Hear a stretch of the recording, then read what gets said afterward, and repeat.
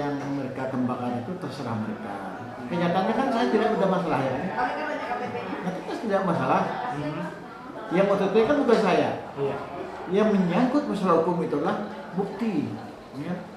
Yang mereka mengatakan bahwa saya tersebut hukum itu buktinya apa? Sampai hari ini juga setiap pernah panggil polisi ya. Iya.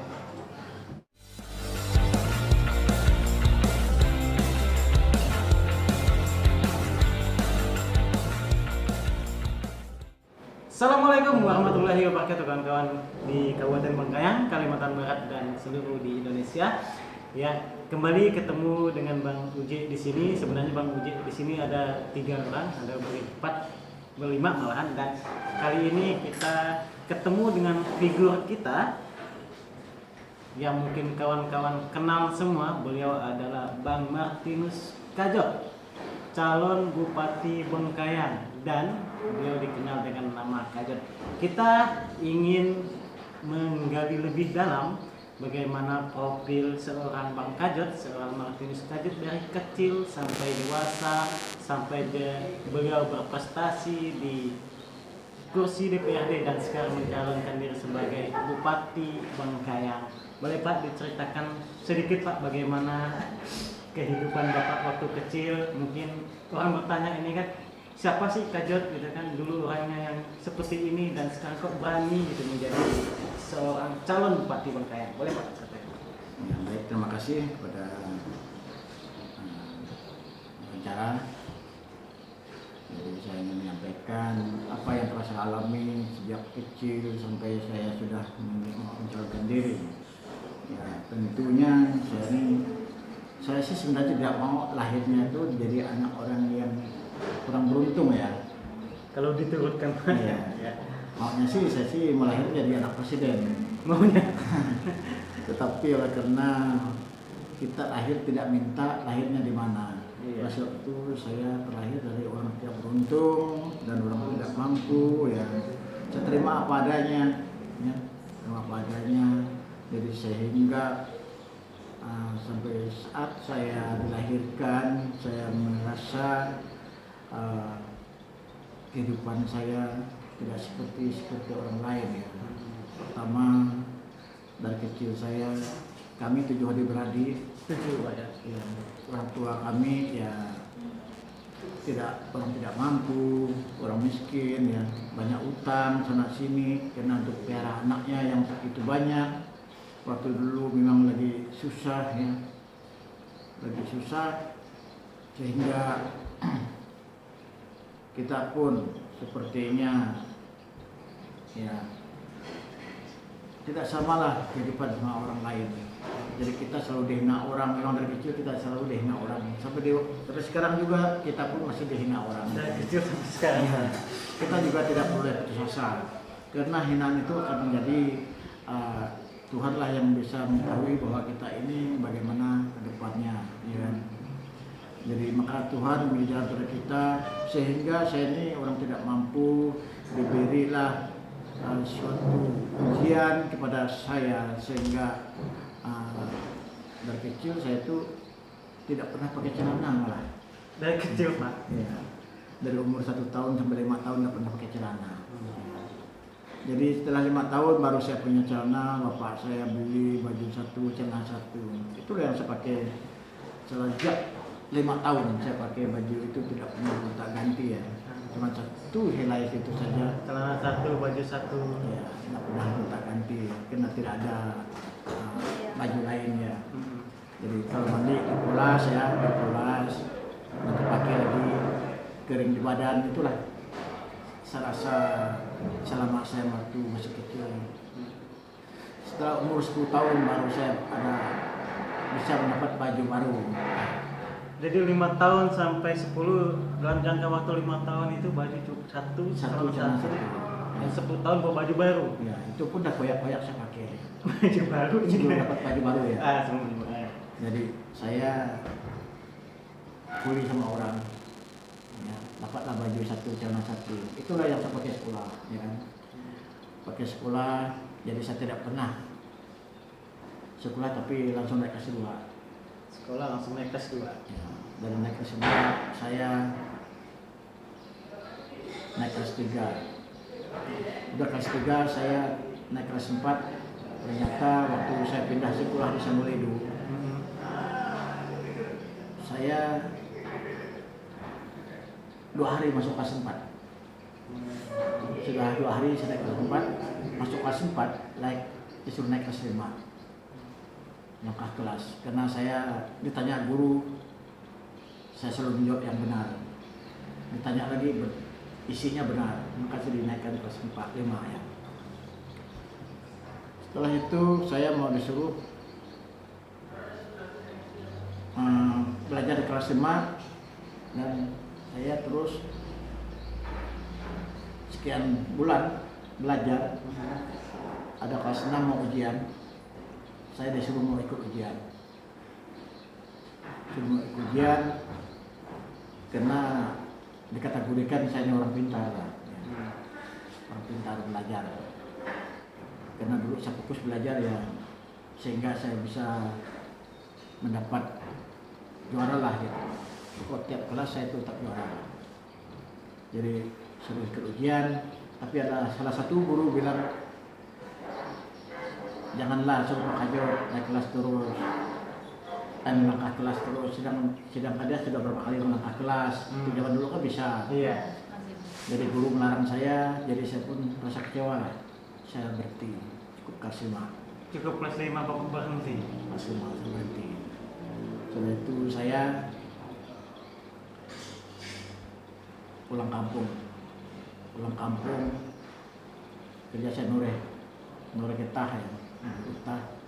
Setelah itu barulah saya berpikir ya bagaimana ya, orang kok bisa, kok saya tidak bisa. Saya kerja Nore Getah, mungkin getahnya saya simpan ya, untuk modal. Getahnya itu apa namanya, kita bilang yang netes di tanah itu jenton ya. Nah, itulah yang saya cari makan tiap hari. Saya sejak dari pulang sekolah bisa mandiri ya, mandiri. Saya bikin rumah sendiri, walaupun pakai bambu ya, lantainya saya bikin rumah sendiri. Setelah itu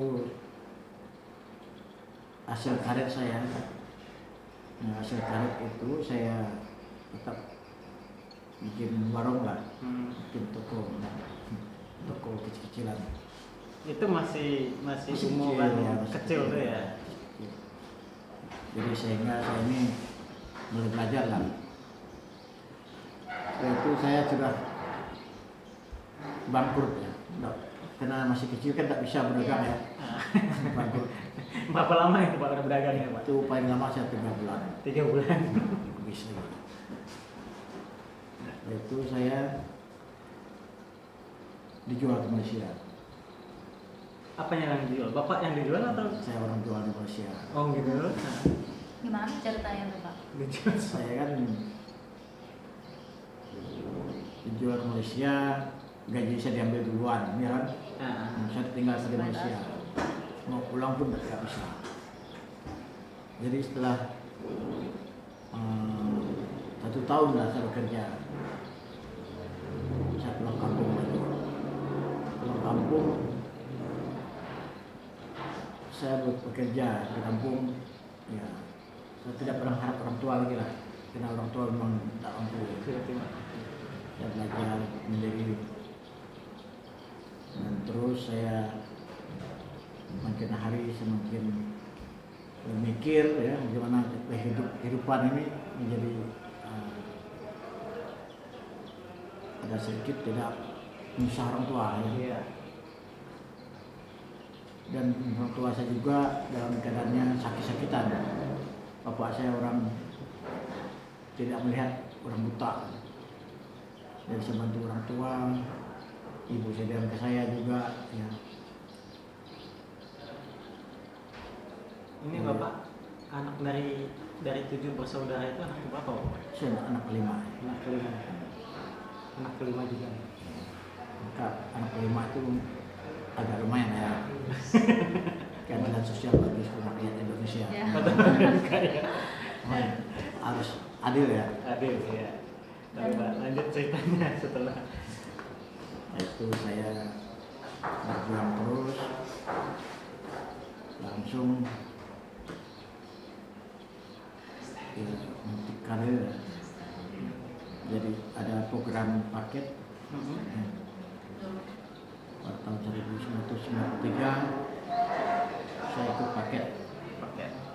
Nah itu deh Pak. Ya, ikut paket. Kami kurang lebih 10 orang ya itu. 10 orang. dan waktu itu paketnya di mana Pak? Paketnya di SD 15 Senayan. SD 15 Melayan. Itu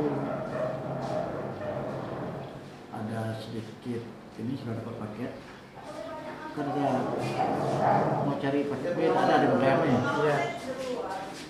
Ada paket B. Jadi saya cari di mana ada paket B. Saya lihat ada di Jongkat ya. Jungkat. Di Jongkat. Itu saat paket B usia Bapak berapa itu? Pak? Saya kawin waktu itu. Udah nikah ya? Sudah tinggi. Lanjut. Sudah nikah. 93 juga sudah nikah. Jadi 97 saya ada paket ya. Sebenarnya 94 udah mulai ya. Jadi hanya kami ini nggak selalu sering lah ya. Namanya ke paket ya. Ya.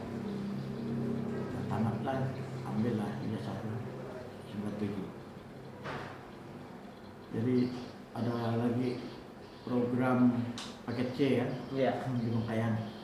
Lalu Pak Luna suruh saya ikut kan ke paket C. Berarti Pak jasa Pak Luna ada Karena dulu kan saya waktu itu kan tim sukses Pak Luna ya. Bagus kamu ikut paket C gitu kan. Mudah-mudahan mana kamu bisa jadi anggota dewan nanti ya kan. doa beliau gitu ya. Doa beliau ada ya. Jadi itu paket C lah saya. Saya tamat 2006.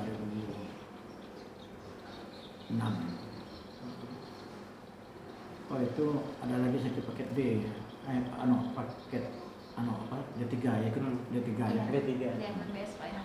MD. Itu ramai juga kami waktu itu. Itu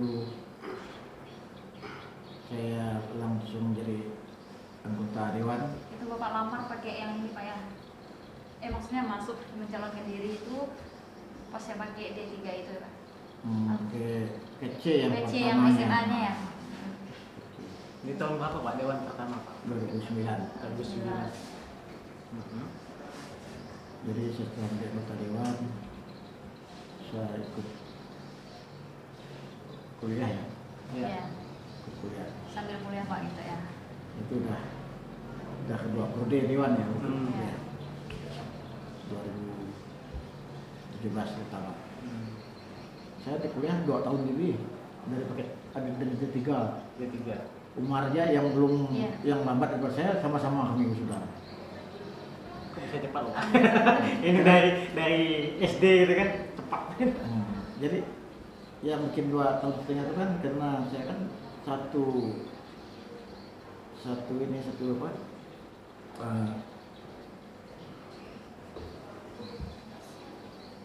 Semester saya tidak bayar. Lupa bayar kan? Lupa bayar. Ditunda ya. Tunda. Saya aja terlambat 1 tahun, 1 tahun ya. 1 semester. Jadi ketika kawan-kawan di luar menanyakan soal pendidikan, jelas ya Pak ya. Walaupun kita ikut paket gitu kan, tapi kan memang A, B, C, lalu Itu jelas ada ada. Bahkan D. Program. D, sarjana ini kan program admin BS, kemudian di Ada satu SM lagi. sekarang sarjana. Itu sih tidak ada soal bagi kita. Kemudian cerita ketika Bapak berkompetisi sebagai Dewan Pertama tahun 2009 Pak. Itu gimana kok Bapak bisa tertarik dan kok bisa menang gitu, mewakili masyarakat? Ini kan harus kita tahu juga. Saya sih cuma mencoba, waktu itu mencoba. Saya kan Mencoba ya. kerja saya kan nuri ditahan. Setelah itu saya supir. Sopir Hmm. bis Pak ya. Itu bis sendiri atau bis punya bos Pak. nggak punya orang dulu awalnya, Punya kan. punya orang. Jadi orang itu suruh saya connect kan, connect. Jadi habis saya connect, supir itu kan di marah istrinya suruh pulang. Dia kan orang Sungai Betung nih, kami pulang seluas kan awalnya nih. Jadi terpaksa saya bawa sendiri lah mobil itu, walaupun waktu itu saya belum bisa bawa mobil. Tapi harus bawa gitu ya. Saya harus bawa, paksa, bagaimanapun harus bisa. Berarti pejuang Pak ya. Ya, sehingga dari Bengkayang ini bawa ke Seluas sana, ada gigi satu ya saya bawa. Gigi satu gimana namanya gigi satu? Tidak pernah ada gigi ya, kita tidak tahu pasang giginya. Pakai gigi satu. Keduanya saya belajar dari pangan bola. Baru besok bawa penumpang. Ketiga harinya penumpang tumbang semua habis. Ini sejarah ini. Ya, tumbang semua. Jadi sehingga mobil itu tumbang. Orang punya mobil itu tidak mau ngurus mobilnya karena bermasalah dengan Masyarakat. Satlantas kan? Satlantas. Kepolisian. Udah suruh saya ngurusnya. Lalu orang itu serah dengan saya dengan mobilnya, yang punya mobil serah dengan saya. Diserahkan ke bapak ngurusnya gitu ya. Berpajak membayar dia bilang. Ya lah. Setelah itu saya urus mobil itu, saya keluarkan, saya nyupir lagi. Habis nyupir, jadi saya juga ya sambil inilah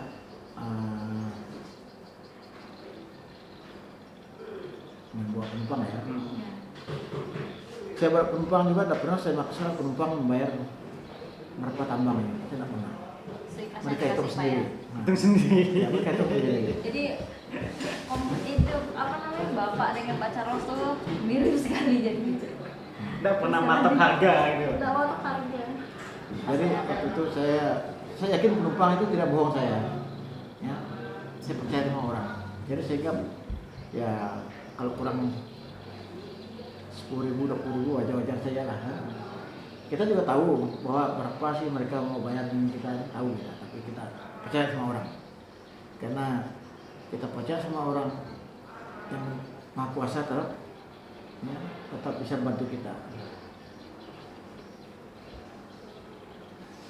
Jadi sehingga ya banyak peminat lah naik mobil saya.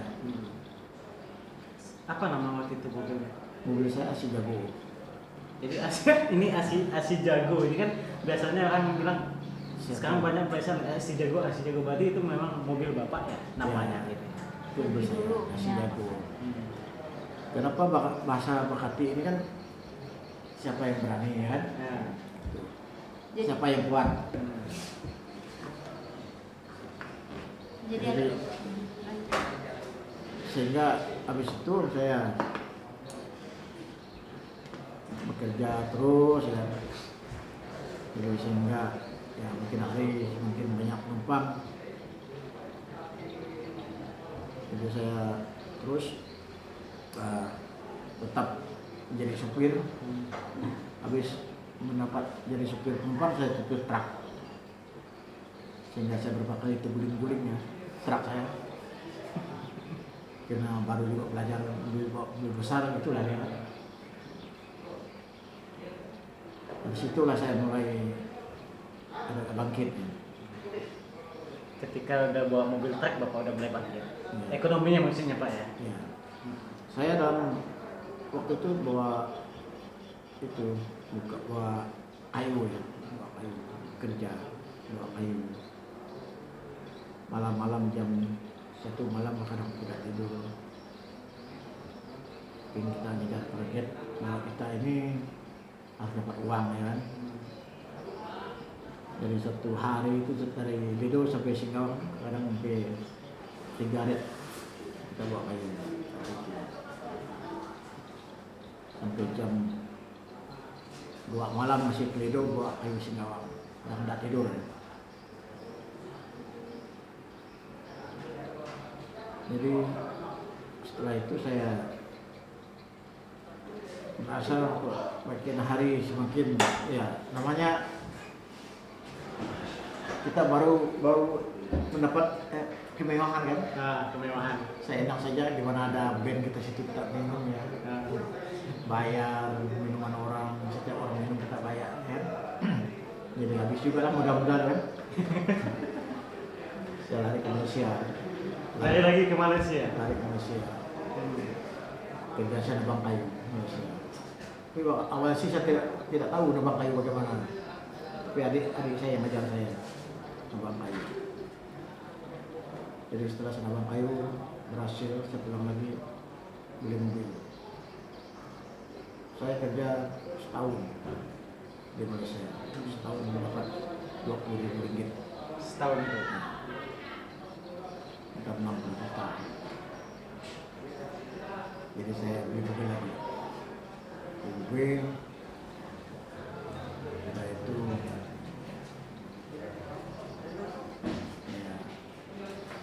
saya tetap menjalankan mobil saya.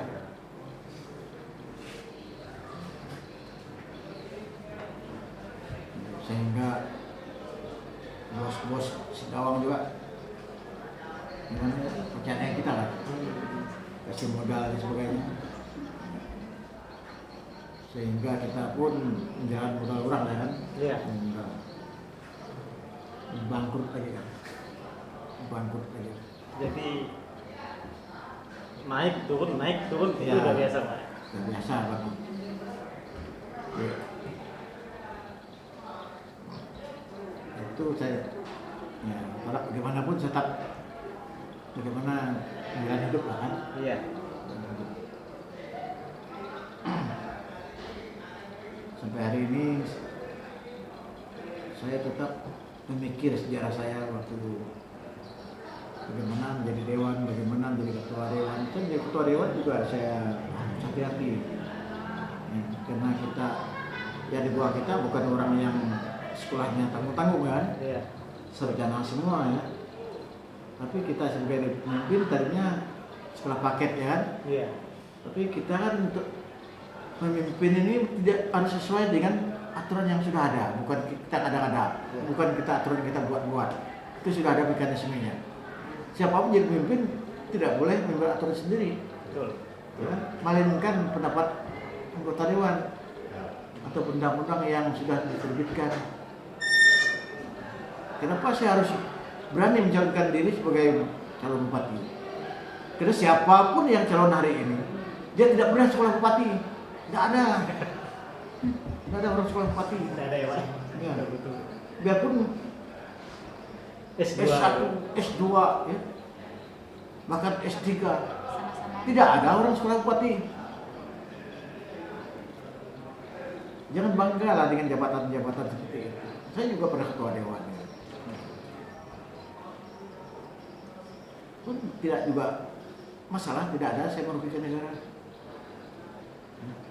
Saya menjadi tugas dengan baik.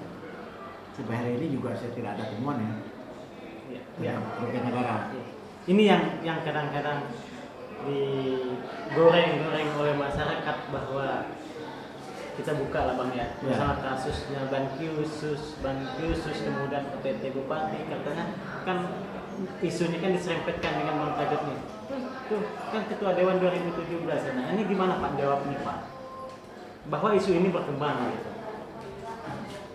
Kalau isu yang mereka kembangkan itu terserah mereka. Kenyataannya kan saya tidak ada masalah ya. Nah, kita tidak masalah. Yang OTT kan bukan saya. Iya. Yang menyangkut masalah hukum itulah bukti. Ya.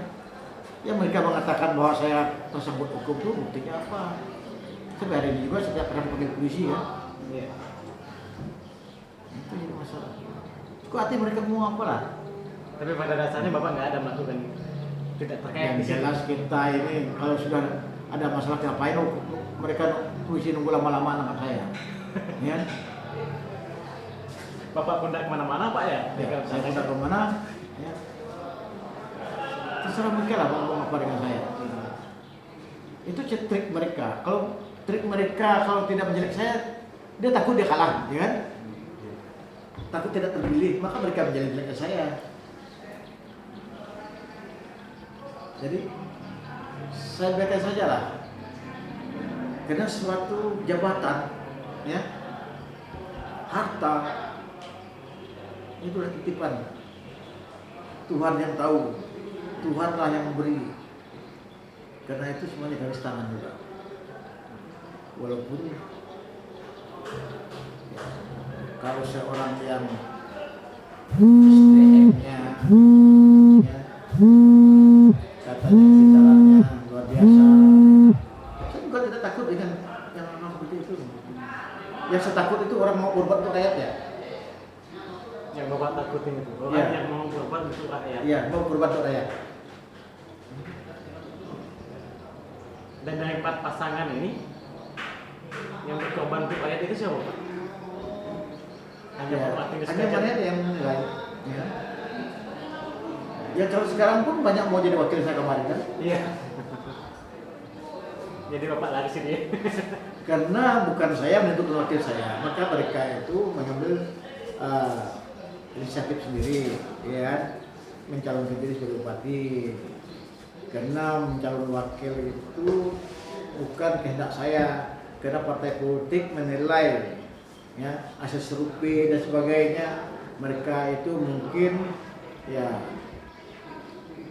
nilainya masih rendah, maka yang diusung pertama dengan siapa, ya, toh yang sekarang itu dengan siapa, itu bukan kehendak saya, karena kehendak partai. Partailah yang mengusung kita.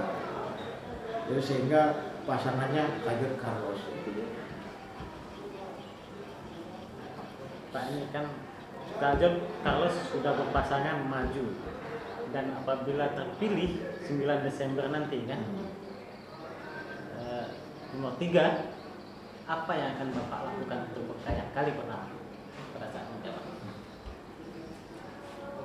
Kalau sudah terpilih ya tentu kita bekerja untuk rakyat. Pertama kita minta waktu. Waktu udah kita hitung dulu. Berapa sih penyerapan pemerintahan dahulu? Ya. Bupati melakukan kegiatannya. Penyerapannya berapa? Kita hitung waktu. Bupati yang sekarang dalam 1 tahun ini telah dilantik, bukan 1 tahun menjawab, hanya 9 bulan, ya. Tidak sampai 1 tahun. Maka bupati harus hitung waktu. Hari Minggu, Sabtunya berapa, hari liburnya berapa, itu bupati yang tahu itu waktu, biar tidak terlambat, biar penyerapannya tepat, ya tepat waktu, tidaklah kerja, misalnya kerja jalan, infrastruktur, musim hujan, itu yang kita atasi ke depannya. Dan juga masalah kepala dinasnya, ya. Kita lihat kalau mampu melaksanakan tugas kita pertahankan, kalau tidak mampu ya tentulah kita ambil cara lain bagaimana mengatasi. Karena yang jadi persoalan tentang pembangunan Kabupaten Bengkayang ini adalah ya OPD, kepala dinas, ya, dinas yang terkait. Kalau tidak mampu kita tegur bagaimana caranya bekerja dengan baik, harus tepat waktu, bulan sekian, penyerapan kemarin sekian, itu harus kita lakukan ke depannya. Jangan kita biarkan mereka terlambat, kita biarkan mereka tidak mampu, kita tetap pertahankan.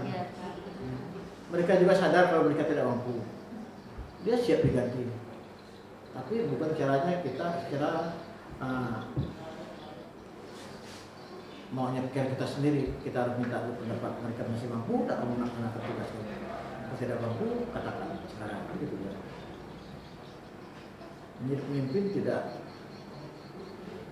ego, jangan terlalu ego. Orang juga punya perasaan, ya. Banyak yang sekarang calon-calon, kalau saya jadi bupati, kepala dinas itu akan saya ganti semua, kan gitu ya. Itu tidak boleh. Kita lihat dulu bagaimana mereka bekerja. Mereka tidak bisa kerja, kita tegur, kita ajar. Namanya bupati harus tahu, ya kan? Harus tahu bagaimana mekanisme bekerja dengan baik. Kemudian Pak, itu kan kalau kita sekilaskan penyerapan anggaran harus kita pantau tahun pertama, harus hitung waktu. Kemudian ada perombakan birokrasi atau kalau dia tidak bekerja dengan lancar. Kemudian Pak, ini untuk pembangunan sendiri untuk Kabupaten Bengkayang kan banyak menilai nih. Bengkayang masih terhitung mundur lah. Terlihat dari kotanya seperti masih kota kecamatan, kalah dengan daerah-daerah lain. Apa pandangan Bapak ke depan untuk Kota Bengkayang sendiri? Itulah kita katakan tadi bahwa itulah namanya kinerja yang tidak berwaktu, ada uang tidak bisa digunakan. Sedangkan kita masih banyak memerlukan anggaran untuk infrastruktur, jembatan, jalan, ya, lalu rumah sakit, ya, itu sangat diperlukan. Kenapa uang yang ada kadang tidak bisa digunakan, itu yang jadi masalah.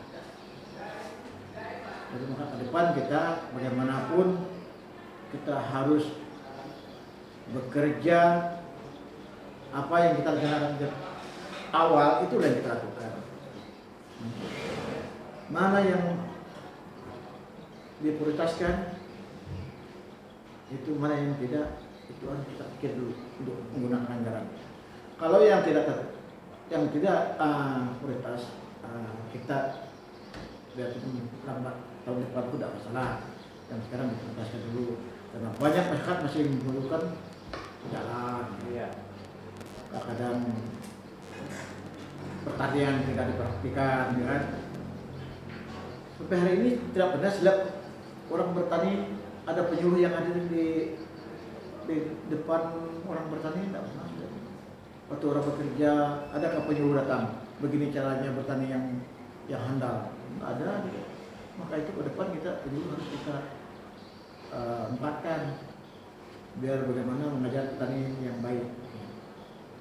Kalau petani sudah baik, berarti daerah ini sudah banyak yang tidak nganggur karena mereka bekerja dengan profesional, ya, sudah diajar terus. Jadi kalau petani dibiarkan, ya, terutama kalau mereka perlukan pupuk, kita tidak kasih pupuk, ya kan? Orang tak bibit, tak kasih bibit, ya tentu mereka tidak mau bekerja, banyak anggur. Ya. Oke. Pak, bukan kalau dari catatan prestasi itu kan Bapak sebagai ketua DPRD yang mencetuskan plasma sampai 30%, kemudian kita membebaskan kota, kemudian Bapak juga sebagai ketua Dewan Adat yang mendirikan, mencetuskan rumah Ramin Bantang. Cuman kan sekarang kan banyak yang menilah ataupun membantah bahwa Ramin Bantang itu wajar didirikan oleh seorang kadet karena dia seorang ketua dewan. Bahkan mereka itu bukan kadet sendiri yang bangunnya. Gimana Bapak menanggapi komentar mereka ini yang tidak? Yang pertama kan saya bikin perda kan bukan untuk pribadi, ya. Iya. Itu masa depan anak-anak kita. Untuk masa depan anak Kabupaten Bengkayang. Perda yang saya buat adalah perda yang menyentuh kepada masyarakat, terutama perda hukum adat, tentang hukum adat, supaya adat kita diakui oleh negara, bukan hanya adat Dayak saja, adat Melayu, adat Jawa, dan adat Cina, itu termasuk perdanya yang saya buat. Yang kedua, perda yang saya buat adalah tentang kelapa sawit. Ya. Dari 20 saya bikin 30-70 supaya masyarakat ada juga sejahtera, ya kan? Setelah itu saya bikin perda tentang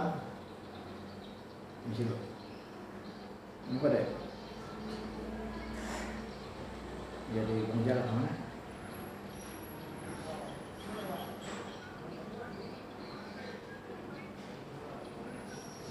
Buat apa? Nah, menjaga hutan.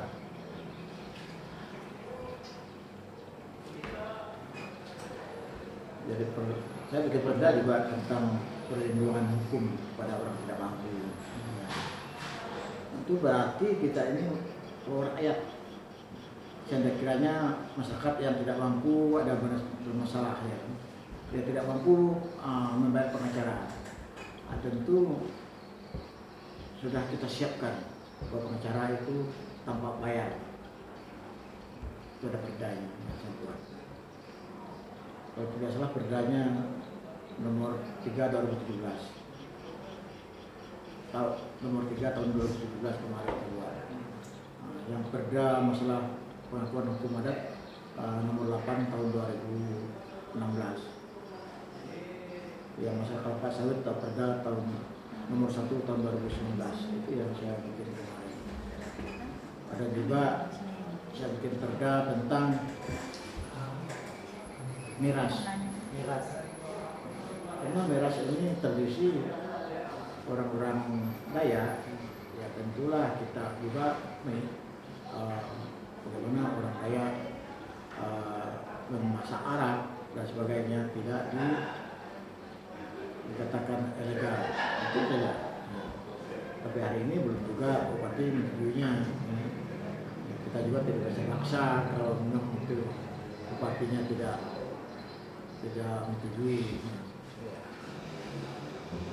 Dan juga kenapa saya harus membebaskan orang yang membakar lahan, bakar ladang? Karena orang Dayak ini kalau dia tidak beradab berpindah, dia tidak bisa ini dapat hasil. Karena ladang berpindah ini adalah itu daerah pergunungan ya. Iya. Kalau sawah masih bisa lah kita pakai pupuk ya. Kalau pergunungan kita kan hanya mengharap daun-daun yang jatuh dibakar bisa jadi abu, itu ya pupuknya. Maka dikatakan misalkan salah bakar ladang itu di mana? Itu kan tradisi kita sudah turun menurun ya. Jadi maka saya berani mengeluarkan mereka dan memohon kepada kejaksaan dan pengadilan masyarakat itu tolong dibantu, karena memang ada aturannya bahwa yang membakar lahan adalah dendanya 1 miliar. Kan tidak sesuai kalau orang bakar ladang hanya setengah hektar ya kan, dendanya 1 miliar, uang dari mana?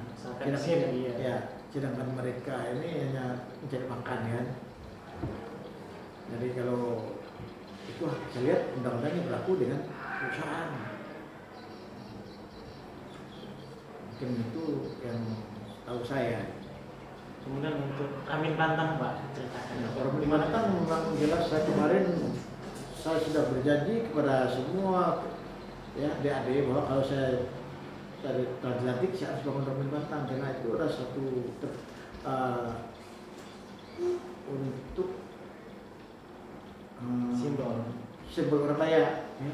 Kalau orang Dayak tidak punya rumah adat ya tentu kita ini nampaknya ada istilah kita ini tidak bisa kita benahi, ya. Ya kita tidak bisa membimbing orang-orang Dayak ini yang masih melakukan adat yang liar, ya. Hukum orang sembarangan dan sebagainya. Itu yang saya pikir bagaimana kita wadah itu penting untuk menyatukan Dayak-Dayak, karena Dayak ini tidak satu macam ya, satu bahasa, tapi banyak bahasa di Bengkayang ini. Maka perlu kita bentuk wadah supaya mereka ini kita bisa mengumpul ya data-data mereka itu suku apa supaya kita tahu, dimasukkan ke pembukuan di Kalimantan ini. Sampai hari ini juga saya belum bisa memastikan Dayak di Bengkayang itu berapa. Karena sibuk karena jabatan terlalu banyak. Terlalu banyak jabatan saya. Pertama saya kepala benua, yang kedua saya selaku kepala Temanggung. Daripada sekian kepala benua di Kabupaten Bengkayang ini, saya kepalanya itulah namanya Temanggung. Yang kedua saya juga diangkat menjadi ketua DAD. Ketua DAD. Setelah itu saya lagi dipilih menjadi ketua kuning. Iya. Maka persyaratan jabatan yang saya miliki, saya harus bagaimanapun saya harus limpahkan ke orang lain, karena saya harus calon bupati, tidak boleh terlalu banyak menjabat organisasi lain. Maka ini saya sudah PLT kan ya, saya sudah mundur dari KUNI. Bukan mundur, minta mundur ya, karena saya menjalankan diri sebagai bupati, calon bupati ini. Jadi intinya Ramin Bantang itu ada karena niat Bapak untuk mengangkat masyarakat Dayak bahwa harus ada Iya. simbol kan di situ. Ya mereka kan tidak tahu berapa susahnya saya melakukan hal seperti itu. Bukan hanya duit yang saya korban, pemikiran saya, tenaga saya korbankan dari rumah Bantang itu Membangun rumah Bantang supaya berdirinya Ramin Bantang itu. dan ada kebanggaan untuk kita, untuk mereka. Saya sampai hari ini juga saya merasa rumah Bantang itu bukan milik saya. Ya. Kenapa? Karena saya lihat orang kalau lewat belakang saya pasti foto di situ. Tetapi saya sampai hari ini belum ada foto saya di situ. Kenapa? Karena saya buat Ramin Bantang itu bukan untuk saya, untuk orang lain. Bantang itu untuk orang lain. Ya. Oke. Untuk masyarakat, bukan untuk pribadi saya. Kalau untuk pribadi saya, ya tiap hari saya foto di situ. Ya. Jangan salah. Saya tidak pernah menganggap rumah adat itu rumah saya. Walaupun saya berkorban, ya, di situ bisa dihitung, Pak, bisa diaudit, Pak. Kalau rumah adat itu saya mendapat untung, justru saya yang banyak korban di situ. Uang saya yang habis di situ. Saya tidak pernah mengakui rumah adat itu rumah saya. Bahkan sedekatnya serah langsung dengan pengurus adat yang sekarang saya PLT kan. Udah saya serahkan ikatnya dan sebagainya. Jadi sampai saat ini Bapak saja belum berfoto di situ Pak ya? Belum. Karena Bapak merasa itu bukan rumah Bapak tapi rumah masyarakat. Ya. Karena saya pikir bukan rumah saya. Kemudian gini Pak, ini mungkin pertanyaan terakhir lah ya Pak. Kan kami dapat kabar ketika Bapak jadi nanti jadi bupati, katanya gaji Bapak selama setahun itu akan diberikan kepada masyarakat dan tidak Bapak ambil. Ini gimana Pak modelnya ini? Kenapa Bapak melakukan itu? Iya. Karena kepedulian saya terhadap orang yang tidak mampu. Saya jadi calon bupati ini bukan ada duit ya. Iya. Tetapi saya perhatiin dengan orang-orang tidak mampu. Kalau mencari makan bukan hanya dari gaji, kita bisa usaha. Kalau orang yang sakit, orang cacat, uang dari mana mereka dapat? Justru saya kalau memang saya setelah jadi bupati ada rezeki lain, gaji saya mungkin saya tidak perlu ambil, ya, nyumbang ke rakyat. Kita tahu gaji saya berapa, saya gaji bupati, ya. Maka saya berani, karena itu tulus hati saya untuk membantu masyarakat yang tidak mampu. Saya bukannya sedang ngomong ya. Apapun yang saya lakukan selama ini, saya selalu ya korban, tidak pernah mencari untung. Karena rezeki itu datangnya dari ini, ya dari atas juga berikan kita. Kalau kita banyak nyumbang orang lain, mungkin banyak juga rezeki yang datang. Itu saya.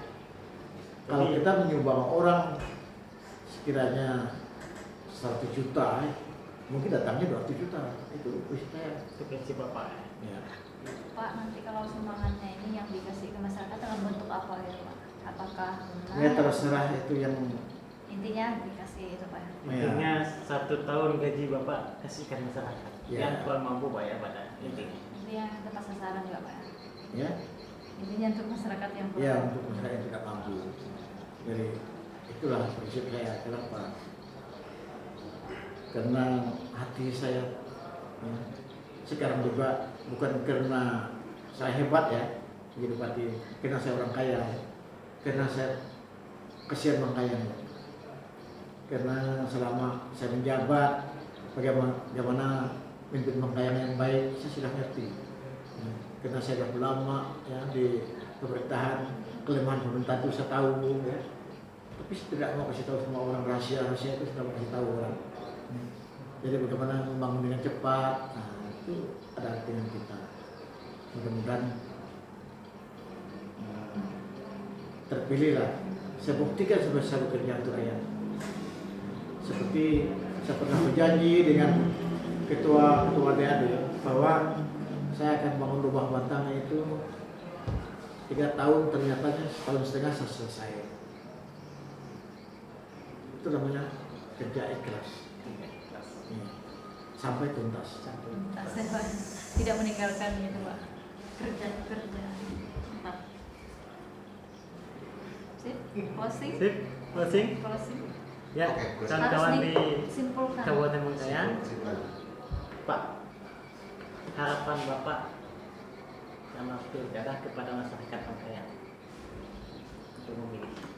Ya, harapan saya mudah-mudahan masyarakat mengerti apa yang orang sampaikan terhadap saya, menjelek-jelekan saya, menghina saya, jangan peduli. Ya, karena itu adalah strategi mereka menjatuhkan supaya mereka tidak memilih saya. Saya mohon kepada masyarakat, ya silakan masyarakat yang menilai mana yang baik, mana yang bisa membawa masyarakat ke depan lebih baik, ya silakan. Ya, menentukan pilihan sendiri. Saya juga tidak bisa memaksa masyarakat untuk memilih saya, ya. Cuman saya mohon kepada masyarakat, pilihlah orang yang mau bekerja, bukan hanya orang yang bisa berkata-kata, bukan yang bisa menghina orang lain. Itu tujuan kita. Tujuan kita ke depan harus menjual program, bukan menjelek-jelekan orang lain.